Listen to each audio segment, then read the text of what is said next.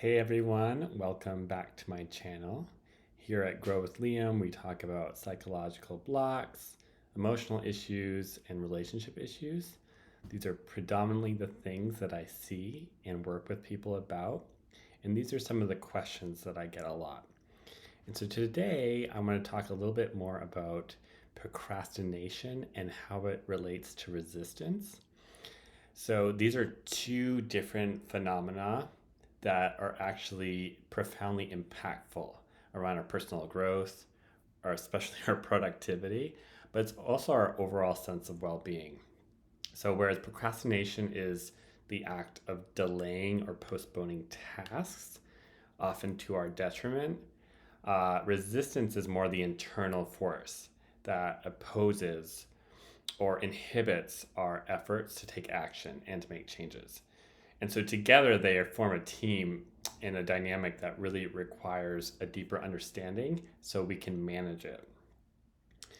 So oftentimes I see people struggle with procrastination are the same people that want to avoid discomfort or maybe have a fear of failure.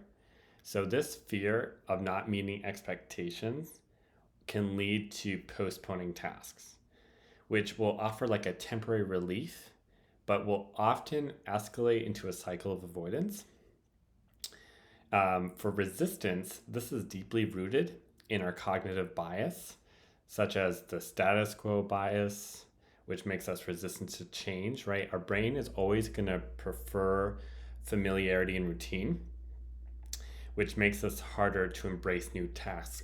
In fact, whatever neural pathway is the most used in your brain's going to favor that, even if that's a dysfunctional pattern, right? Because it's less resistance. And the way our brains evolved, right, was the conservation of energy.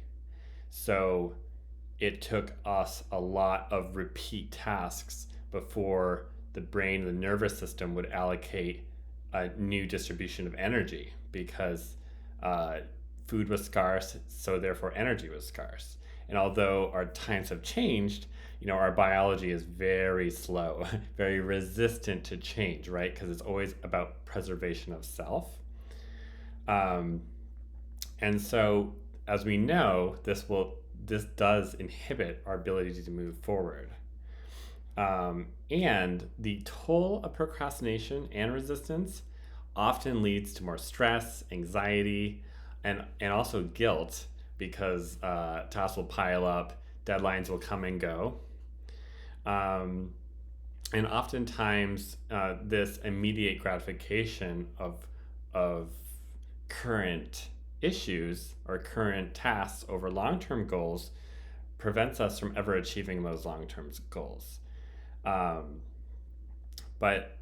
a little bit about why we have this, right? So resistance often stems from like an underlying belief about ourselves, such as self-doubt, or also pretty common is imposter syndrome, which creates mental barriers, right? So imposter, just like it sounds like, I can't really do this. I'm fooling myself. I'm fooling someone else, right?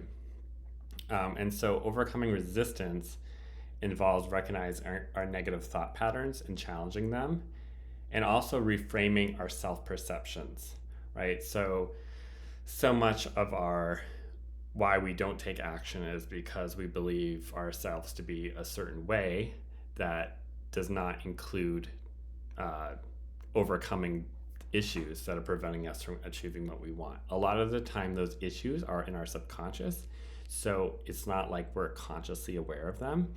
And that's really where the power of doing a reading and doing energy work comes in, because you bypass the barrier of the conscious mind, right? Which is where the excuses are. That's where all our behaviors are. And we go to the root, right? The subconscious. Why are you in resistance? What is the fear that's keeping you stuck? What is the rationale that's justifying your behavior of not moving forward in your life? That's really where the rubber meets the road. So many people look at the surface, their conscious mind, and are confused why they can't move forward. And it's because the issue isn't in the conscious mind, it's in the subconscious mind. And so one of the best ways to work with resistance is to break tasks down into smaller, manageable steps, right? You're still probably going to resist the steps, but at least it's bite-sized, right? You can, it's less daunting. It's more achievable. Just do one of them, just do two of them. And slowly by slowly, you're starting to build your comfort zone. And so what was once resisted, you can now do without resisting. And also start to look at, why am I in resistance, right? Am I afraid of failing? Also, people are afraid of succeeding, believe it or not. Am I striving for unrealistic ideals or goals like perfection? Or am I anticipating the consequences of whatever the outcome may be? And maybe that is a reason you set back. And so the importance of looking at this is, right, the whole reason we're talking about this is that mindfulness techniques, right, such as meditation, can enhance your self-awareness so you can help manage those negative thoughts and those emotions that feel resistance. Because, right, these things don't just exist as a vacuum, right? They happen because we have an opinion, maybe we had an experience, maybe we had several experiences that inform our inability to take action, or our fear, or what we anticipate, or, you know, a lot of the times we've built these things up, and so they're really big in our minds, even though in reality, it's probably not that bad. And yeah, so these are pretty complex stuff. And they're vicious cycles, right? Once we kind of get stuck in them, it's easier to justify being in them. Or we disguise our procrastination, right, with organizing or planning, but we don't actually end up doing the thing that we're avoiding. And so instead of beating ourselves up about this, right, because that only furthers our resistance, it's about recognizing, seeing what's happening, and then letting those issues go, right? So I'm not saying letting go of your procrastination, but let's look at, why are you resistant? What's the real issue? Is it fear? Is it a past time experience? Is it your self-esteem? Do you don't think you can get there? Do you don't think you have what it takes to create what you want, and therefore you sabotage it? All of these psychological phenomena that we're talking about, resistance, procrastination, self-sabotage, they exist for one reason, and that's to protect your self-esteem. So, believe it or not, you know, at the end of the day, we need to maintain a consistent sense of self-worth.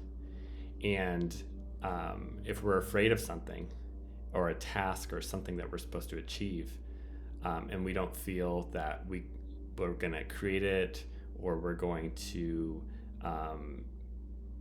actualize it in some way, we're going to create a huge psychological dynamic where we don't get there ever, because maybe the end result is too scary, right? And so as you start to see these things like, what's wrong with me? Why am I like this?